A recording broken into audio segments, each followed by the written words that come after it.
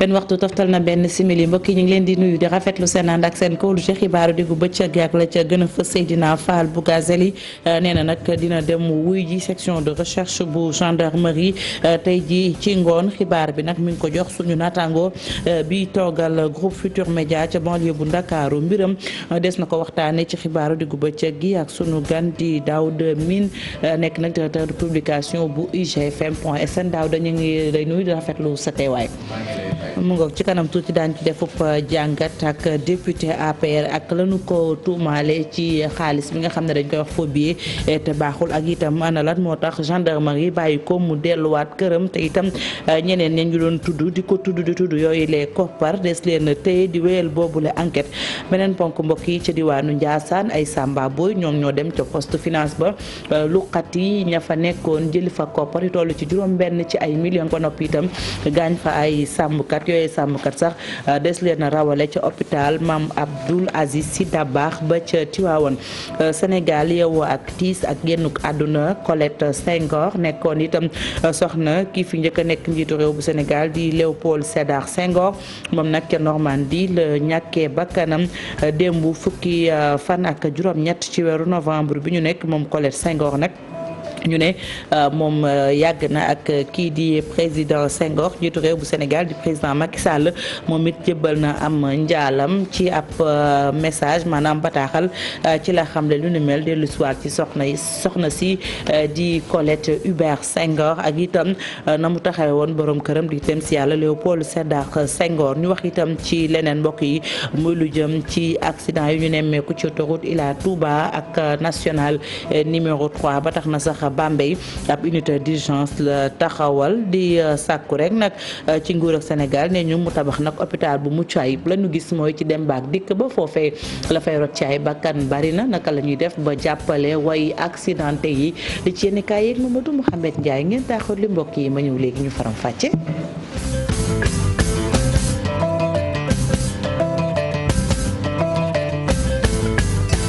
seen ànd ak seen kóolute ci télévision Futur Média xibaaru diggu bëccëg gi dañu koy dooree ak nanu ko junjee di Seydina Fall Bougazelli moom nag nee na dina wuy ci section recherche bu gendarmerie bu Colobane tey jii ci ngoon xam ngeen ne ba nu ko tëyee ci enquête ba dañ ko bawoon mu njibbi këram aljuma lañ ko woowoon demul ba tey ji itam di talaata lu ci mën a am nee na tey ji ci ngoon dina wuy ji ñu teewlu ko kàddu yi ki nu ko taataanal di Salif Sow toogal ko Futur Média ca banlieue bu Ndakaaru ak li ko wër. déclaration boobu bëggoon def lan la. waaw Salif waaw benn déclaration rek laay def di wax ni maag samay avocat gis nañu. tey à 6h30 dinaa dem ñëw ci brigade de recherche. comme que yàlla def na keroog bi ma fa jógee dama tawatoon ginnaaw bi ma demee Touba ci guddi gi ñibbi si yàlla suturaal ma ba ma tawat. bu ma doon defal traitement bi dama daal comme que suuga si dafa yëg tawal ba mu dal yàlla def na si jàmm ñu di si gën naa jënd li ma def nag lu comme que yoon daf ma soxla ma dem wuyu ji yoon. kañ ngay wuyu ji ak ban heure. waaw tey daal bëgg naa dem mag samay avocat à partir de 16h30 dinaa dem wuyu ji yoon. ñan ñooy say avocat. bokk na ci maître Leyti Ndiaye ak maître El Hadj Diouf maître Sow Dioma Ndiaye. bokk na ci maître Ousmane Seye bokk na ci maître Bamba Cissé bokk na ci maître Thiaba bokk na ci maître Fall. jël comme samay avocat ak maître ak maître Dieng. waa li lay tuumaal nag sama def naan da ngay weexal xaalis. loolu léegi amul kenn koo xam ne léegi mos nga koo gis ci man waaye amul kenn koo xamee ni mos nga ma fekk may wax ak Sall wala ma fekkee fi ñu koy defee ba ma lekk ci dërëm amul benn.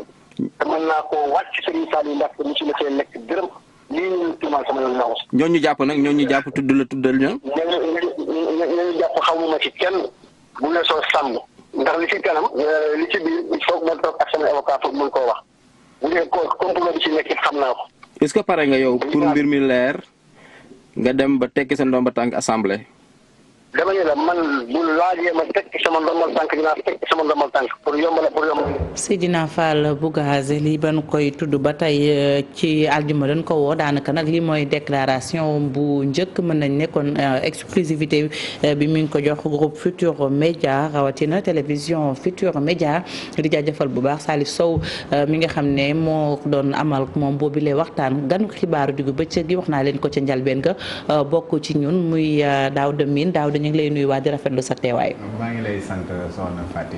rafetlu également invitation. waaw mu ngoog ñu waxtaanee loo xam ne itam sa xam-xam màcc jëm ci muy wàllum yoon taskatu xibaar nga waaye itam am nga ci xam-xam macha allah. ñu gis ne Seydina Fall alxamis ba nu ko waxee ak moom dañu ko bàyyi mu dem aljuma ñu convoqué ko mu mel ni déféré wul ci convocation maanaam wuy jiwul altine ba tey di talaata mu def nag déclaration bi ne tey ci ngoon dina dem ànd ak kii avocat am yow d'abord en tant que taskatu xibaar nan nga jàngatee li fi xew lépp ak mbirum phobie bi ndax mën nañ ña dul ne gulet. waaw man dama bokk ci ñi nga xamante ne dañu yaakaar ni Seydina Fall Bougazelli choix bi ñu ko jox tey waruñu ko woon jox. ñu jox ko choix bu nga xamante ne moom mooy toog ñëw ne dinaa dem wuy ji à 16h wala à 15h alors que affaire bi depuis jeudi la. man bokk naa ci ñi nga xamante ne rafetlu wuñ ko. parce que dama am yaakaar que ne alxames bi nga xamante ne jàpp nañ ko. yóbbu ko section de recherche jàppuñu ko moom kese. dañ ko jàpp ak juróomi sénégalais. ak benn burkinabé. auditionné ko moom ñu seppi ko ci daal di koy bàyyi moom mu dem ñeneen ñu téye leen ci même dossier. man loolu dama jàpp ni rupture d'égalité la devant la loi. parce que loi quand même dafa am nu mu tëddee. ñëpp dañ leen war a mettre au même pied d'égalité. d'accord donc kon fii nii naan wax naan enquête de flagrance la kon ndax loolu moo tax duñ wax war a immunité parlementaire parce que moom député la de. waaw député la mais dafa am article 51 bu règlement intérieur bu assemblée nationale bu nga xamante moom mooy régir lan mooy immunité parlementaire. dañ ne député bi kenn mënu ko convoquer kenn mënu ko arrêter bu nekkee session mais dafa am ñaari exception sauf bu fekkee ne dafa nekk enquête de flagrant délit wala mu nekk bu nga xamante ne aji daw la. ñaar ñooñu bu fekkee ne yooyu dafa am. nan laa koy waxati. député bi amul autorisation booy laaj assemblée da nga ko war a téye. teg ko yoon. d'accord waaw donc article 51 boobu tax na. tey ji li nga xamante ne moom mooy affaire phobie bi wax dëgg yàlla Bougazelli balaa nu kër laayam bi nga xamante moom mooy immunité parlementaire mënuñu ko appliquer. tey itam bu ñu gisee Daouda Mine ne lii du guleet Sénégal am na ñu fi tudd ay boromi tur yoo xam ne itam mbirum phobie te ñoom li nga xam ne Bougazelli may nañ ko mayu ñu leen ko woon amaana. dëgg la parce que cas bi nga xamante ne moom mooy cas bi gënoon a am solo moom mooy kaawu Thione Seck lu mel nii la woon même section de recherche bi moom moo arrêté woon Thione Seck même section de recherche moom moo yor dossier Bougazelli ba ñu arrêté Thione Seck may ñu ko woon lii ñu may tey Bougazelli parce que jour bañ ko jàppee guddi lañ ko jàpp keroog bañ ko jàppee lañ ko garde à vue déféré ko au parquet ak ñi nga xamante moom lañ toppee woon benn malien bu ñu doon wax Alay Jité noonu lañ leen jugé noonu lañ leen condamné ba après ñu leen doog a jox liberté provisoire ñu yaakaar ni nag li tubaab naan jurisprudence mbir bu fekkee ni dafa am ñu am nu nga xam ne noonu lañ ci doxalee woon beneen mbir tamit bu amaatee noonu lañ ko war a doxalewaat donc ñu gis ni affaire Bougazelli doxale wuñ ko comme nañu doxale woon mbirum Thione Seck boobaa nag loolu moo tax ñu yaakaar ne dossier bi jaarul yoon na mu waroon jaare très bien yow taskatu xibaar ga daaw da amaana def nga ci ay gëstu ci sa gis-gis lan nga jàpp ne moom moo motivé gendarmerie ba ñu amal li ñu amal waaw man dama am ñaar yu ma ci xalaat soit gendarmerie dafa juum ci appréciation bi pour man jour bi ñu koy bàyyi parce que peut-être mën nañ jàpp ne député la ñu amal affaire et par conséquent dafa am immunité parlementaire ñu ñàkk xam nu ñu apprécier article 51 bu règlement intérieur bi waaw bu boobaa njuumte boobu mën na tax ñu bàyyi ko pour que ñu mun ko saytu convoqué ko le lendemain parce que dañ ne libéré sur convocation dañ ko bàyyi pour que mu ñëwaat si suba ga mënoon nañ jàpp ni député lañ amal affaire donc moom comme ñële amuñu immunité parlementaire moom nañ ko bàyyi ci suba ga mu ñëwaat mais bu ñu defee loolu def nañ erreur d'appréciation parce que article 51 bi leer na bu dee flagrant délit mënuñu ko dañ ko war a traité comme nan laa koy wax sax injusticiable comme ku nga xamante amul immunité parlementaire wala dara beneen bi ma jàpp également mën na nekk ni procureur ci boppam bi nga xamante ne moom mooy war a surveiller officier de police judiciaire yi moom moo joxe ordre pour que ñu bàyyi ko parce que ñoom bu ñu jàppee kenn dañuy informer procureur wax ko ne jàpp nañ te enquête bi fii la toll procureur mën na leen wax ni bàyyi leen ko bu fekkee ni procureur moo leen wax ñu bàyyi ko également procureur waru woon def loolu et section de recherche également waru ko woon bàyyi également ndax jàppoon ni loolu day xaw a fragiliser un peu gendarmerie bi pour man dafay fragiliser gendarmerie parce que tey boo gisee nii mu demee nii. depuis alxames. pratiquement que mu nekk réseaux sociaux yi que mu nekk journalistes yi même boo toogee nii waxtaanu nit ñi. lan la ñuy wax gendarmerie nu mu doxalee. pourquoi ñu jël benn député seppi ko député bu nga xamante ne membre mouvance présidentielle la APR la. pourquoi ñu seppi ko ci alors que juróomi Sénégalais yeneen. ñi nga xamante mel nañ ci dossier bi ñu ngi déféré nañ leen. benn burkinabé bu nga xamante ne mu ngi ci dossier bi également déféré nañ leen. ba tey ji actuellement ni dañu am li ñuy woowee retour de parquet. dossier bi dañ ko jox benn juge d'instruction. mu mel ni sax jëwriñ bi ñu dénk wàllum yoon di Maître Sall mi ngi doon wax ci biir ay bés bi. naan lu jëm ci dossier bi dañ ci dem ba jeex ndax yow gëm nga lu mel noonu. man pour man dafa war a am dañ ci war a dem ba jeex. et nii ñu doxalee nii quand même tey na xel. parce que bu fekkoon ni dañu waroon a jaaral mbir yoon. dès le début la ñu waroon a def li nga xamante moom la loi wax. mooy que ñu jël ñëpp. mettre leen au même pied d'égalité. li nga xamante ne justice war na appliqué wu ñu appliqué wu. parce que il est présumé innocent certes mais ñun suñu loi. dafa am nu mu tërale. parce que dañ ne ñun dañu am un système inquisitoire. basé sur des indices. tey ji am nañ ay indices yu nga xamante moo tax ñu téye ñeneen ñi. indices yooyu ñu gis ci ñeneen ñi ba téye leen indices yooyu lañu gis également ci Bougazelli te téye wuñ ko. donc ce qui fait que tey ji mën na téye xel mais am nañu yaakaar que ni wax dëgg yàlla. dinañ ko jàpp te li nga xamante moom la yoon wax dina appliqué wu ci moom. kon daal jàpp nga ni tey bu ñu demaatee tamit ci li nga xam ne moom mooy convocation bi. amaana xel yu bëri dina daal ndaxte dinañ wéyal enquête bi ci ni mu waree. man jàpp naa ni tey bu fekkee ni dem na convocation bu demee foofu dinañ ko téye. xam nga garde à vue ko. bu ko defee dans 48 heures maximum bi nga xam mooy délai garde à vue. ñu defeere ko mu dem fekk ñi nga xamante ne ñoom lañ boole ci même dossier bi. très bien Daouda Mine ñu lay sant bu baax di la gërëm. jërëjëf mu nga may fàttali ne Daouda Mine moom mooy kilifa ak www.igfm.sn bokk ci groupe Futur Média waaye itam xam-xamam màcc jëm ci wàllum yoon ak yoonal taskatu xibaar la di ci def itam liggéey bu rafet ñuy rafetlu bu baax rek ni mu ñëwee nekk sunu consultant ci xibaaru diggu bëccëg gi. dañu wéyal xibaar yi mbokk yi wax ci leneen muy Hissène Habré ak njabootam daanaka danoo weddi lu jëm ci wàllum yoon soxnaam di Fatimé Raymond Habré daf ne rek moom borom këram gi kay daanu na ba tànkam ba loxoom damm ngeen baal ma ba noppi itam yamu ca sax dafa indaale daal ay firnde yoo xam ne day wane ne borom këram bi rek daal yaramam dafa sutante ca Cap Manuel gënu ko nëbb jant bi Fatimé Raymond Habré la ñuy teewlu kàddu yi mi ngi ko dénk Papa Fara Ñing. dafa dem ci toilette yi nag daal di glissé lu mu glissé ni mu daanoo moo baaxul moo tax loxo bi daal di damm waaye nag moom mi am na gaañu bu métti nag loxo bu damm waaye ñetti fan a ngi kenn faju ko dañoo jël ab buum daal di koy takk nii ci loxo bi ngàll ko te li nu mel nag doy na waar li ñu bëgg mooy ñu faj ko tey ci ngoon nag demoon nañ foofu ak avocat yi ñu dàq ñu directrice bi moo def li nu mel ne ñii duñuy avocat kii di Hissène Habré te loolu nag du yoon waaye jamono ji gis nañ ne foofu nag nga xam ne moo nekk ca Cap Manuel foofu yëpp dañ faa teg ay militaire ak i policier ba ñu daal di fay ñëw kuy nëbb dara. aywa Pape Fara Ñing moo tekki itam kàddu yi soxna si di Fatimé Raymond Habré di soxna sa président Hissène Habré ñu wéyal xibaar yi wax ci leneen muy ca Ndiassane poste finance ba xam ngeen ay sàmbaboy dañoo gane si liggéeykat ya këf fa koppar yu takku yu toll ci juróom-benn ci ay millions yamuñu ca dafa am sax ñu gaañ bokk na ca ay sàmmkat ba ñu rawale leen ci hôpital Maam Abdoul Aziz Sy Dabakh ba ca Tivaouane ñu dem ca Thiès fekki fa Cheikh Anta Diop mu ànd ak say latir ay bandi ay saay-saay geetaru yor ay fital di dóor ci kaw lu toll ci fukki bandi ak juróom nëbb seen kalam yor ñaari 4x4 ñoom ñoo dikkoon ci Ndiassane attaqué poste finance bi nga xamante ne moom moo nekk ci booy dugg dëkk bi jàkkaarloo daral gi bu ma taxaw ma jàkkaar ak borom fetele bi mu tëgg ma fetele fii ci sama dënn man ma toogal bu ma wax toogal rek ma comprendre ak xam naa ni di affaire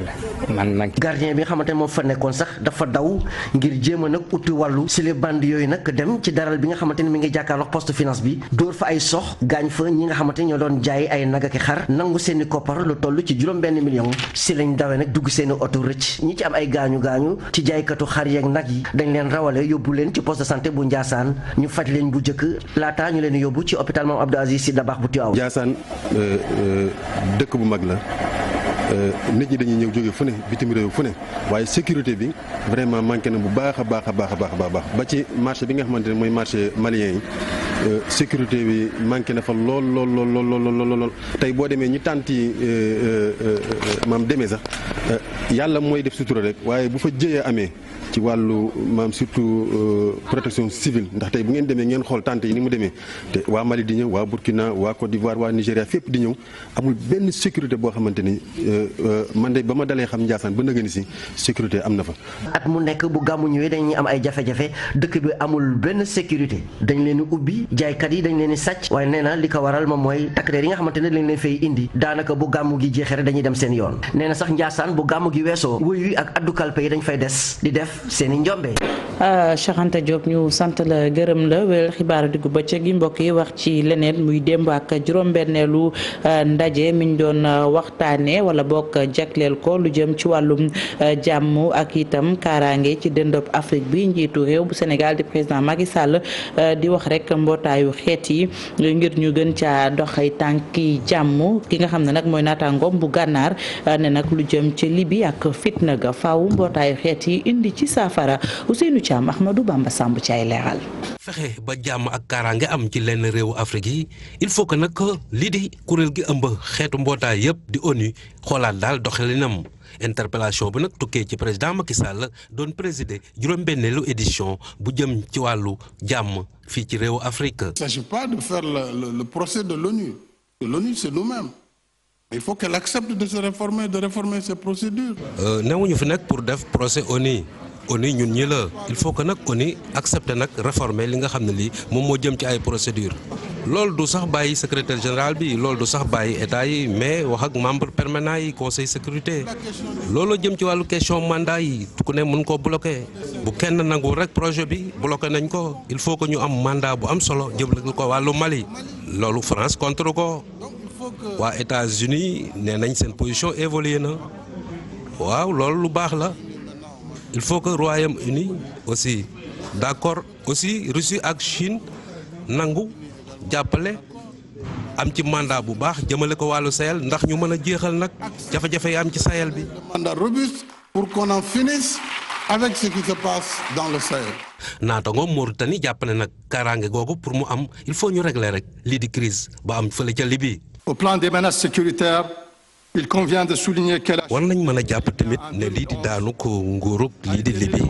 bokk na ci bu baax a baax li nga xam ne lii moom mooy indi ñàkk kaaraange fii ci région wu Sahel bi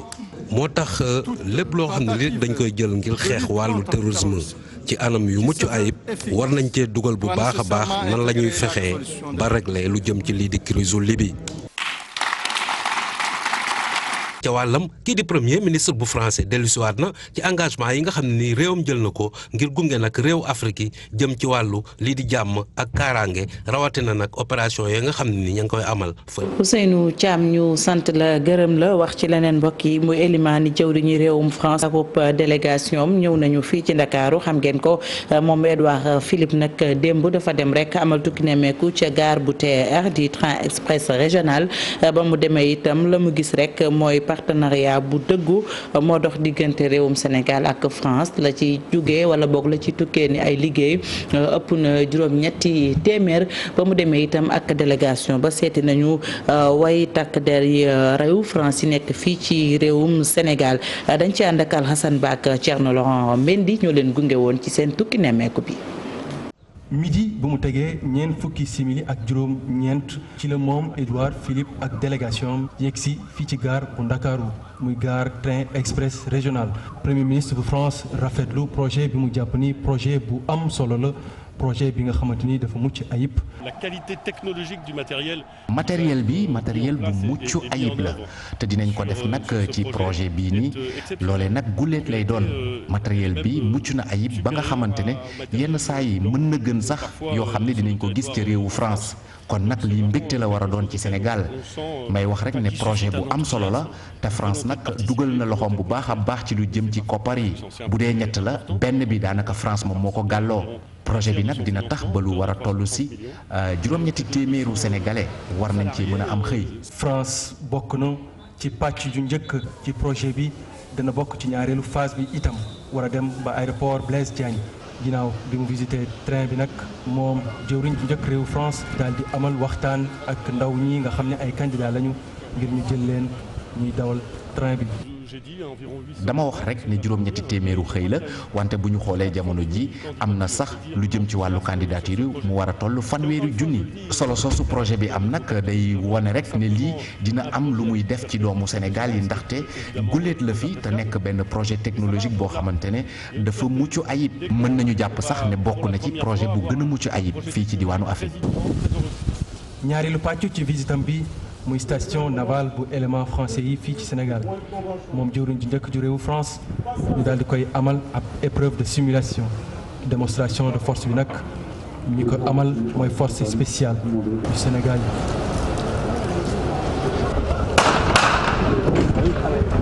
jëwriñ ju njëkk réewu France bi nag moom Édouard Philippe daal di jeexal visitam gi nag ca salle de boxe bi nekk fii ca Almadies ñu koy woowee Cœur of Champions bu Souleymane Baye. Alhassane Ba ñu sant la gërëm la wax ci leneen li ñu ko waxoon ci bopp xibaar yi ak Colette Senghor mi génn àddina moom nag mooy première dame wala boog moo njëkk nekk première dame réewum Sénégal bu jot seen indépendance ndax moom moo nekkoon soxna ki fi nekkoon njiitu réew bu Sénégal di président Léopold Sédar Senghor démb nag ca Normandie la génne àddina mu yemoo fukki fan ak juróom-ñett ci weeru novembre atum 2019 moom nag yàgg na ak président Senghor ndax ñenn ñu mi muy nekk ak moom ci atum 1957 la woon kon moom Colette Senghor itam ku yàgg taxaw borom këram lañ bu ñu sukkandikoo ci seede yi lu jëm itam ci wàllum aada ak cosaan di ndono lu fi borom këram bàyyi itam ne ñu ko jox cër la ndax ca Normandie googee mu fekk baax doon na def kem kàttanam ba ndono li nga xam ne président Senghor bàyyi na ko fi ñu mën cee gën a teg loxo moom nag Colette Senghor mi ngi juddu woon ñaar fukki fan ci weeru novembre. président Macky Sall sax jébbal na ab njaalam Sénégal ci ab message nag bu mu jàllale maanaam bataaxal moom jiitu réew bu Sénégal di wax rek soxna si ak itam taxawaay bi mu amoon niñ ko waxee ne soxna la wax boo xam ne da daan jàppale borom këram ci yan bi waaye itam liggéey bi mu fi bàyyi liggéey bu rafet la moom président Macky Sall mu jeexalee sax ab ay kàddoom di ñaan borom bi suuf fooyef ci kawam diñ ci dellu soir ci suñu yeneen jataayu xibaar ñu wéyal xibaar yi wax itam ci leneen muy lu jëm ci accident yu nemmeeku ci autoroute Ila Touba ak route nationale numéro 3 Bambey nag taxawal nañu ab unité d'urgence ca centre de santé ba waaye itam ñu ngi sàkku rek ci nguur ak Sénégal mu taxawal hôpital boo xam ne day mën a jàppale way accidenté yi dañuy dem ca Bawol fekk fekku ñu naan Babacar Diouf mu ànd ak Ndongo Ndiaye. ñaari mébét yu taxaw lañu am ci li nga xamante ni bi nuy taxawal centre d'urgence bi nga xam ne ubbi nañ ko ci centre de santé bi. donc service d'urgence aussi dafa baax parce que malade mënu toog fii pendant 1 heure de temps 2 heures de temps kenn ko seet ko donc urgence bi dafa baax si loolu parce que maximum malade day perdre au moins ay 15 minutes à 20 minutes. yoonu Diourbel bi dafa bëri accident donc dañu yokkaat en fait Ila Touba mu bëriwaat encore. voilà pourquoi en fait service dina baax si accidenté yooyu bu fekkee fii amul sans bloc mais bu fekkee dañoo gis ne que malade dafa bëgg a def opération ñu yóbbu ko Njaareem. bu nu bëggee nag amal paj mu jaar yoon ci jàngoro yi nga xam ne communauté bi dinañ ko am comité de santé bi ndane danoo war a def centre de santé bi mu nekk hôpital de niveau 1. jot na ñu relever niveau centre de santé bi yóbbu ko EPS 1 ñu gën a mën a maladie en charge ñu mettre sur pied le service d'accueil des urgences mais nag loolu doyut li ñuy ñaan mooy ñu jàppale ñu ba bloc opératoire bi mën a yegsi ba nga xamante ne nii lépp den ko fi mën a defee ba déplacement yi vers Diourbel di wàññeeku bu baax a baax. tey ci bés bu njëkk bi nga xam ne moom lañ ko ubbee rang yu guddi yi nga xam ne dañ ko doon gis ci buntu médecin yi lépp. ndax saay bi. Babacar Diouf ñu sant la gërëm la dem ca Liberté 1 wax ci askan wi mere lool ñu jiite SICAP ak waa cadastre ñu benn parc di bërëb boo xam ne dañu fay feexloo la ñu jël daal bëgg ko jox ab promoteur mu tabax fa lu rëy ñu ne loolee duñu ko nangu tey duñu ko nangu ëllëg seen ndaje ak taskatu xibaar yi lañu ko xamle dàq ñu sax amal ab doxub ñaxtu boobee ndaje ki wu jëloon télévision Futur Média di Fatimata Touré ànd ci ak Youssou Barou. Debout comme un seul homme, les habitants de la SICAP disent non à la construction d'un immeuble dans ce parc qui leur sert d'espace vert. Ils pointent un doigt accusateur sur le cadastre et leur municipalité qui, selon eux, ont octroyé illégalement un titre foncier et une autorisation de construction à un tiers. Là où nous sommes, c'est un espace qui était dédié aux enfants pour y jouer. Donc c'est un espace qui ne saurait être un titre foncier, encore moins qu'on puisse y construire du fait de l'illégitimité des papiers dont on fait montre les propriétaires de cette île. Nous pointons un doigt. ñu jéggalu bu baax ci élément bu mel ne bu français bi la ni ñu ko waxee rek waa Liberté ñoom ñoo mere waa cadastre ak njiiti SICAP di municipalité ba nañ ko waxee nee ñu nag seen bërëb bu feexlukaay boobu nga xam ne fa la ñuy toog gune yi itam di fa fowee la ñu jox ab promoteur mu ngoogu ne ñu mu bëgg koo tabax loolu nag lañ ne duñu ko nangu tey duñu ko nangu ëllëg ba tax na ñuy bàkku ak yuuxu naan fii ñoo ko moom. ñu wéyal xibaar yi jeexale tàggat yaram ak pétanque ak ñaareelu Open bu Ndakaaru nag équipe bu Sénégal nag daanaka moom moo jëlaat mbir mi compétition bi nag ñi ci doon amal ay mbir yu am solo dañ ci ànd ak Cheikh Sadbou Diarra ak Amadou Ba. waa pétanque bu Sénégal door nañ seen wàccaay Jeux olympiques bi ñu jagleel gone yi ci atum 2022 ñi seen at matagul fukk ak juróom-ñett ñoo représenté Sénégal ci équipe yi ci Open international bu Dakar ñu jëlaat coupe des nations bi. nous avons préféré prendre 3 jeunes. waaw dañ ci tàll ñetti ndaw ñi nga xamante ni amaguñu fukki at ak juróom-ñaar en tout cas ñuy joué lu am solo wane xarañte gu mat te xam nañ ni actuellement ñii avenir u pétanque mi ngi ci seen i loxo. l'avenir est entre leurs mains quoi. concours bu triplette yi bu franco-suisse bi moo jël ndam li ci kanamu bu franco-sénégalaise bi. c'est un plaisir immense. waaw lii nag expérience bu am solo la surtout ñun ndaw ñi am na solo lool boo xamante ni tey jàng naa ko fii en tout cas fii dafa bokk ci top 10 yi maanaam fukk yi gën a xarañ expérience la bu baax ci man te loolu contentement rek laa ci am. ñàkk nañ chance ci partie bi ñu doon jouer et puis aussi toujours la ngay gis toujours da ngay redoubler d'effort jéem a góorgóorlu jéem a jàngaat di xool lan moo la ñàkkaloo lan moo la kiiloo pour ñëwaat defaraat sa bopp da ngay gën a defaraat sa bopp sport moo demee noonu sport am na gagnant ak perdant et toujours booy perdre da ngay jàng. lu ëpp ñetti téeméeri partisans bokk ci ay bolistes yi mën ci àdduna bi ñoo daje ci ñaareelu édition Open international pétanque bu Dakar ba tax na organisateurs yi jàpp ni mucc na ayib. tournoi bi nag tournoi bu mag la d'ailleurs dajale nañ fi lu tolloog fukki joueurs yi nga xam ne ñoo gën a xarañ bokk nañ ci ñi gën a xarañ ci àddina bi ku ci mel ni ñoom Molinas nga xamante ni moo gagné tournoi bi sax d'ailleurs ñi ñëwul sax dañ koy réccu ndaxte fii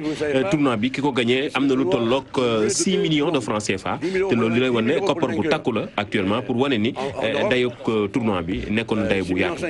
Cheikh Sadbou Diarra jërëjëf yegg si nañ ci ponk bu mujj li ci yéene kaay yeeg Mamadou Mohamed Ndiaye. jërë ngeen jëf député Seydina Fall ak ni muy doxalee jàngat bi ci journal enquête amee mooy nit kuy soofantal justice bi ubbil yéene kay bi Bougazelli na mu defoon gendarme yi keroog àjjuma noo leen la leen defaat démb dañu ko convoqué toog di ko xaar jaaro fak tànk nee nañu dafa tawat ba entré ci benn clinique bu nekk ci dëkk bi l'observateur mi tuddee yëf yi scandale Bougazelli mi ngi ñuy wax li tax ba léegi gendarme yi demuñu fekki député ba fa mu nekk jàpp ko yóbbu député bi mu doon moo tax gendarme yi mënuñoo jóg ci seen coobare bopp rek dem di ko jëlee ngir ñu mën a dem arrêté ji ko il faut que procureur bi da leen koy sant wax leen ko ñu dégg mbaa mu bind leen aw këyit Le Quotidien nañu procureur bi dafa mel ne ko aw làmmiñam réer ci mbirum trafic faux billets gi ñuy tuumal Bougazelli ne ba léegi kenn dégg ko mu yëy yàbbi ci te ko xam procureur de la République Serigne Bassirou Gueye xam ne loolee di jukkam li ñu ko mës a xame moo di mbir mu ni mel fu mu mës a amee dafay génn wax ci source nañu wax ji moo di député Seydina Fall Bougazelli feebaru jabet bi ñu ne moom la amee ba tere koo dem wuy ji gendarmerie glycémie gi mu àndal dafa mel ne ci moom dollar ba dëkkee yéeg a ko wàcc journal Les Échos xëy wàccee wax ji ci xëtamu njëkk indil ñu mbir yi mu jàpp ne mooy firndeel ni kii di Bougazelli seetul ci li ñu koy waxal ne ba léegi mi ngi wéy di soofantal ak kekkantoo gendarme yu section recherche yi ko convoqué ñu convoqué ko ñaari yoon mu faussé leen yeneen juróomi nit si ñuy tudd ci mbir mi ba jàppoon leen yéenekaay bi nañu defeere nañu leen démb waaye retour de parquet la ñu amee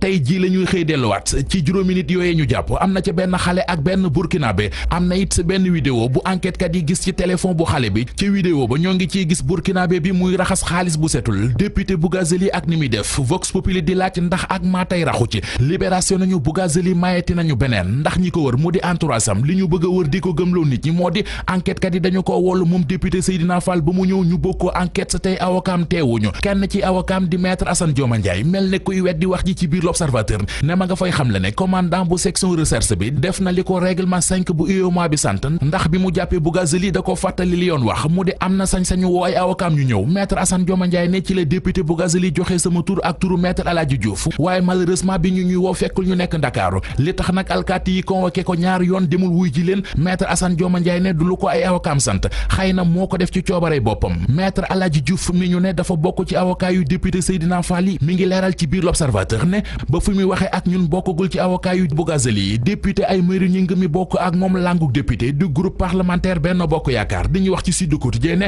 ak lu mën di xew neexul ci xol ngay gis sa naataango muy nekk ci ñool yu ni mel honorable député Aymérou Gningue mi jiite groupe parlementaire Benno Bokk Yaakaar du loolu rek la wax ci Sud Quotidien ne ci waxtaan yu mu séex ak ñoom wax na ak ñoom ci wàllu budget wax ak ñoom ci mbiri élection locale yi ñu reporté mbirum bulletin unique bi ñuy wax ak yu ni mel kaddu yu mel ne xeme le président Macky Sall ak Mohamed Ghazouani président bu Mauritanie yëkkati démb ca ndajam forum sur la paix et la sécurité en Afrique Vox Populi nañu ñoom ñaari président yi dal nañu ci kaw ONU di organisation des Nations Unies ŋàññit lenn ci seenu doxalin La Tribune nañu président Macky Sall weneen xeetu PSE di plan Sahel émergent moom la digal waa organisation des Nations Unies ci xët mu njëkku Soleil national njiitu réewum Gànnaar di Mohamed El Ghazouani mu fay wax ne Sénégal ak Mauritanie boye bo ñu gën a fàggu ci lu bari yokk wi silence gi lu baree bari na ci réew mi ay boromi daraja yoo xam ne journal L'Observateur xëy na ñu xamal ne ba ñu retraité yàgg na waaye terewul ñu jafandu ci seeni poste ba léegi ay contrat spécial yu ñu leen defal moo leen fa bàyyi journal bi jukki ci ñu ci mel ne Ousmane Ndiaye Racine Talla